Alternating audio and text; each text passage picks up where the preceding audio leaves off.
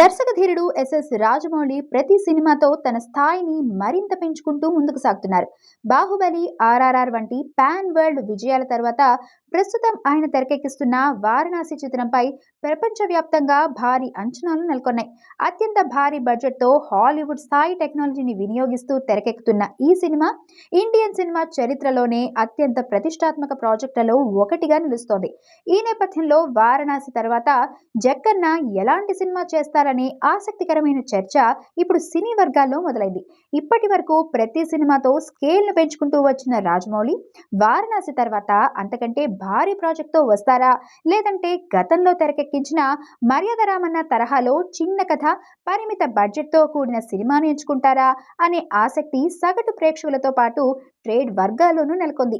అయితే వారణాసి రిజల్ట్, అంతర్జాతీయ మార్కెట్లలో ఈ చిత్రానికి లభించే రెస్పాన్స్ ఆధారంగానే రాజమౌళి తన నెక్స్ట్ ప్రాజెక్ట్ స్కేల్ పై నిర్ణయం తీసుకునే అవకాశం ఉందని టాక్.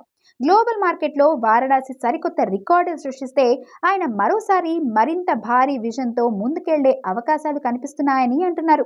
ఒకవేళ కొంత గ్యాప్ అవసరమని అనుకుంటే చిన్న కాన్సెప్ట్తో లో బడ్జెట్తో సినిమాను తెరకెక్కించే అవకాశాన్ని కూడా కొట్టిపారేయలేమని ట్రేడ్ వర్గాలు అభిప్రాయపడుతున్నాయి.